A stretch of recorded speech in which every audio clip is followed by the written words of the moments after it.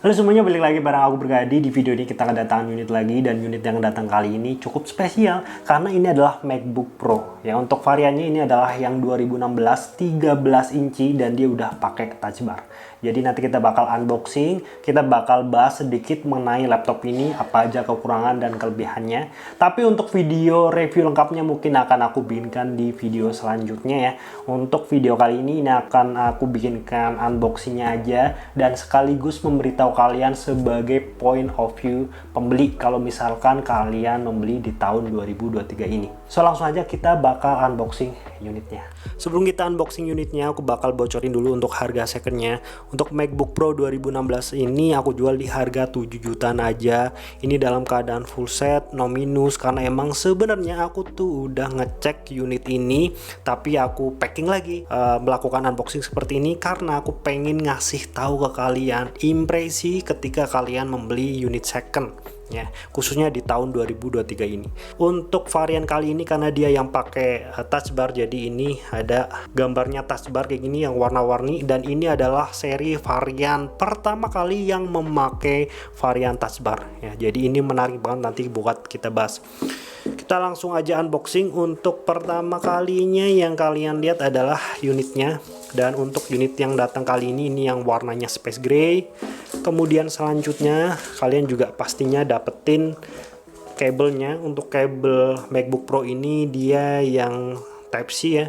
Jadi untuk yang 2016 ke sini udah pakainya Type-C. Kalau sebelumnya kan pakainya MagSafe. Kalau yang ini udah pakai Type-C.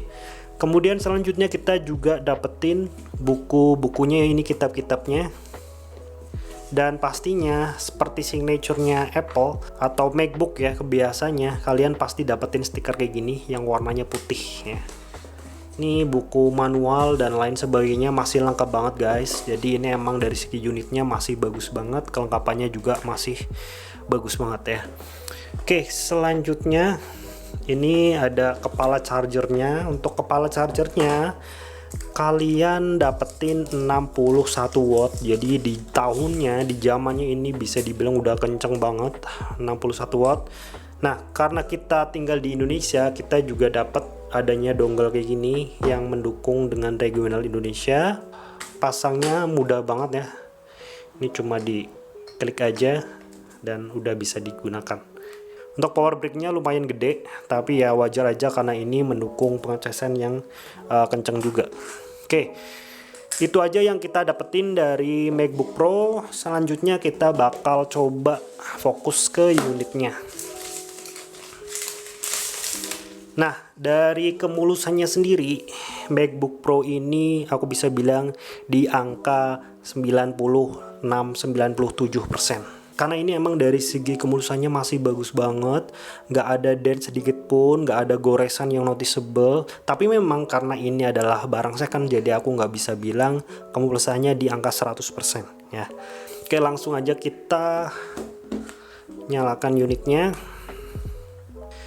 Untuk bagian dalamnya juga ini masih dalam keadaan yang sangat mulus ya, kalian bisa lihat sendiri ini masih bagus banget dari segi kemulusannya. Ini kalian juga bisa lihat sendiri, ini touch barnya bekerja dengan baik ya.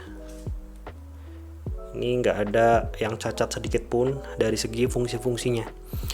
Impresi pertama dari MacBook Pro 2016 adalah di bagian build quality dan juga desainnya. Build quality di laptop ini tuh bisa dibilang solid banget guys. Dia terbuat dari full aluminium yang seluruh sasisnya itu kerasanya nggak ada kopongnya sama sekali. Semuanya terbuat dari aluminium, dan aluminiumnya pun kerasanya lebih solid dan lebih premium dibandingkan dengan laptop-laptop kebanyakan di sekelasnya.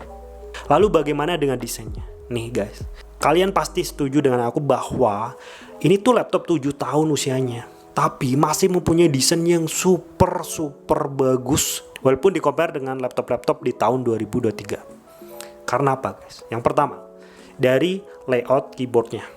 Ini mempunyai layout keyboard yang bisa dibilang minimalis, dan ini adalah keyboard yang full ya sampai ke samping untuk yang 13 incinya. Kemudian dari segi fiturnya ini ada fitur touch bar, dan ini adalah fitur pertama kali untuk fitur touch bar yang diperkenalkan oleh Apple di tahun 2016. Memang ada pro kontra dari touch bar ini, tapi menurut aku pribadi, selain dari fungsionalitasnya, dari segi looknya, ini kerasanya premium dan modern banget. Coba kalian sebutin laptop mana yang bisa mengcopy adanya fitur touch bar kayak gini. So far, belum ada. Walaupun sayangnya sekarang udah di discontinue oleh Apple ya. Kemudian di bagian bawah kalian bisa lihat sendiri, ini touch bar-nya gede banget. Ini hampir 2 kali lipat dengan pendahulunya, yaitu MacBook Pro 2015. Dan dari segi feelingnya aku bisa bilang ini adalah salah satu touch bar terbaik yang bisa kalian pakai di laptop. Kenapa aku bilang begitu? Bukan karena size-nya doang yang gede, tapi dari segi feel-nya ini enak banget guys. Apalagi buat dipakai ngedit, dipakai buat mengerjakan pekerjaan yang multitasking. Intinya tuh ini enak banget untuk dipakai. Nggak cuma dari segi feel-nya, untuk kliknya ini mempunyai teknologi yang bisa dibilang canggih banget di zamannya. Jadi kalau misal kita klik ini sebenarnya nggak secara hardware ngeklik guys, tapi secara software. Itu pinternya Apple ya di situ. Jadi ini kerasanya kayak enak banget. Ya, ini ada suaranya, ada feedbacknya. Walaupun ini secara hardware tuh nggak ngeklik sama sekali, cuma manipulasi dari softwarenya aja. Ya, secanggih itulah ya untuk di tahunnya. Kemudian dari segi covernya, desainnya cakep, minimalis, dan logo kembangannya Apple ini udah berganti menjadi yang simple kayak gini. Kalau sebelumnya kan yang nyala ya, dan menurut aku itu terkesan lebay ya. Tapi untuk 2016 ke sini, logonya simple kayak gini, warnanya juga mengkilap tapi hitam, lebih minimalis dan lebih bagus. Oh ya, buat kalian yang membeli MacBook Pro atau MacBook second, pastikan kalian juga harus paham untuk melakukan pengecekan simple ya. Ini kalian langsung aja di sebelah kiri, kemudian mengenai Mac. Dan ya, ini yang pertama muncul adalah dari segi spesifikasinya. Untuk MacBook Pro ini yang 2016 dia adalah yang pakai Core i5 generasi ke-6 Skylake ya. Untuk memorinya sendiri 8 GB, dan dari segi SSD-nya sendiri dia pakai SSD NVMe 256 GB. Sementara untuk grafiknya ini pasti pakai yang bawaan, yang Intel Iris Graphics 550 ya. Nah, kemudian selanjutnya yang harus kalian cek adalah dari segi baterainya, terutama kalian langsung aja tadi ya ngeklik di bagian laporan sistem, kemudian klik di bagian daya atau baterai. Ini di mana coba? Nih. Pastikan kalian untuk ngecek di bagian jumlah siklusnya. Ini penting banget buat kalian cek. Ini jumlah siklusnya masih 58, jadi masih bisa dibilang bagus banget. Maksimalnya tuh di angka 500-an, itu biasanya baterainya udah minta diganti. Kalau dalam angka segini ini berarti masih sangat normal, dan dipakai pun ini masih sangat awet. Ini biasa tembus hingga 5 jaman dari segi baterainya. Oke, mengenai kelebihan dan kekurangan nanti mungkin akan aku bahas di reviewnya aja kali ya. Untuk so far, MacBook Pro ini masih sangat nyaman dipakai, bahkan aku bisa bilang ini nggak ada lambatnya sama sekali, alias masih kenceng banget, masih enak banget buat dipakai harian. Dan yang pengen aku sampaikan ke kalian adalah di bagian speakernya.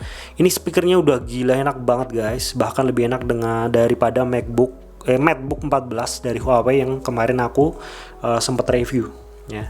Ini aku bakal coba kasih contoh suara dari MacBook Pro ini.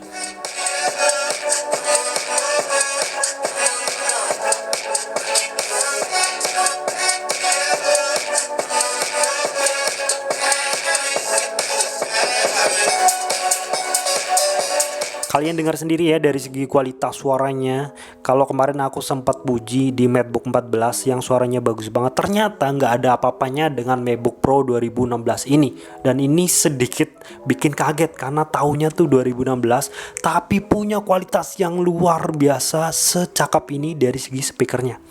Dan aku bisa bilang untuk produk-produk Apple itu mempunyai signature sound sendiri, kayak di bagian bassnya yang nggak bisa aku jelasin, tapi kalau misal aku dengar, aku tahu bahwa ini adalah produk Apple. Karena apa ya, dari segi signature soundnya tadi, khususnya di bagian bassnya. So mungkin itu aja pembahasan singkat dari MacBook Pro 2016 yang varian Touch Bar ini. Buat kalian yang tertarik langsung aja disikat ya, karena ini hanya ada satu unit dan dalam keadaan yang masih super bagus. Harganya cuma 7 jutaan aja. So terima kasih buat kalian yang udah nonton. Kita bakal jumpa lagi di dalam video selanjutnya. Untuk selanjutnya aku bakal mereview produk ini, aku bakal ulas secara lengkap dan juga ngasih insight dari segi user experience. Untuk sekarang mungkin itu aja yang bisa aku bahas. Kita bakal jumpa lagi di dalam video review selanjutnya. Terima kasih dan sampai jumpa.